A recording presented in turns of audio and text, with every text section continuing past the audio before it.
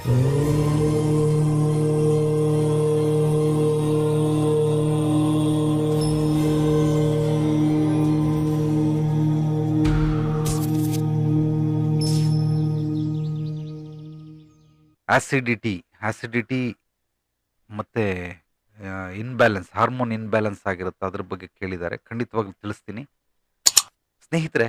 ಆಸಿಡಿಟಿಗೆ ಸಹಜವಾಗಿ ನಾನು ಹೇಳೋದನ್ನ ಅಪಾರ್ಥ ಮಾಡ್ಕೊಳ್ಬೇಡಿ.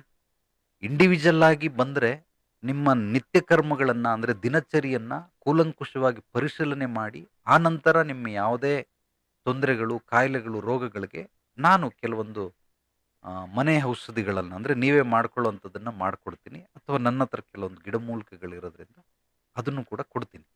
ಆದರೆ ನೀವು ಕೇಳಿರೋ ಪ್ರಶ್ನೆಗೆ ನಿಮ್ಮ ದಿನಚರಿ ನನಗೆ ಗೊತ್ತಿಲ್ಲ, ನಿತ್ಯ ಕರ್ಮಗಳು ಹೇಗಿದೆ ನನಗೆ ಗೊತ್ತಿಲ್ಲ, ಆದ್ದರಿಂದ ಆ್ಯಸಿಡಿಟಿ ಇರೋರು ಬೆಳಿಗ್ಗೆ ಹಸಿ ಶುಂಠಿಯನ್ನು ನೀವು ಒಂದು ಕಡಲೆಕಾಳು ಗಾತ್ರ ಇರೋದು ಚೆನ್ನಾಗಿ ಅಗದು ನುಂಗಬಾರ್ದು, ಅದನ್ನು ಅಗದು ಅಗದು ಅದರ ರಸ ಮಾತ್ರ ಸೇವನೆ ಮಾಡ್ತಾ ಇರೋದು. ಚೆನ್ನಾಗಿ ಅಗದು ಅಗದು ಅಗದು ಅದರಲ್ಲಿ ನಾರಿನಂಶ ಇರ್ತದೆ. ಆ ನಾರಿನಂಶ ಇರೋದನ್ನ ಬೇಕಾದ್ರೆ ಒಗೆದ್ಬಿಡಿ, ನುಂಗಿದ್ರೂ ಏನು ತೊಂದರೆ ಇಲ್ಲ, ಅದು ಮಲದ ಮೂಲಕ ಹೊರಗೆ ಬರ್ತದೆ. ಈ ರೀತಿ ಮಾಡ್ಕೊಳ್ಬೋದು.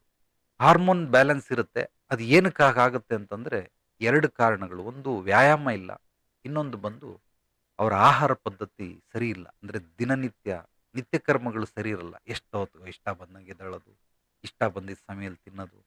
ಈ ಹೆಣ್ಮಕ್ಳು ನಾನು ನೋಡ್ದಂಗೆ ಮನೇಲಿ ಬೆಳಿಗ್ಗೆ ಎಲ್ಲ ಗಂಡನಿಗೆ ಆಫೀಸಿಗೆ ಕಳಿಸಿ, ಮಕ್ಳಿಗೆ ಸ್ಕೂಲಿಗೆ ಕಳಿಸಿ, ಇನ್ನು ಯಾರ್ಯಾರು ಇರ್ತಾರೆ ಮನೇಲಿ ಅವ್ರ ಸೇವೆಗಳೆಲ್ಲ ಮಾಡಿ, ಬಳೆದು ತೊಳೆದು ಬಟ್ಟೆ ಒಗೆದು ಮನೆ ಒರೆಸಿ 12 ಗಂಟೆ 1 ಗಂಟೆಗೆ ಊಟ ಮಾಡ್ತಾರೆ, ನಾಷ್ಟ. ಇದು ಅವ್ರಿಗೆ ಹಾರ್ಮೋನ್ ಇನ್ಬ್ಯಾಲೆನ್ಸ್ ಆಗೋದಕ್ಕೆ ಮೂಲ ಕಾರಣ. ಬೆಳಿಗ್ಗೆ ಆಹಾರ ಪದ್ಧತಿಲಿ ಅಂದರೆ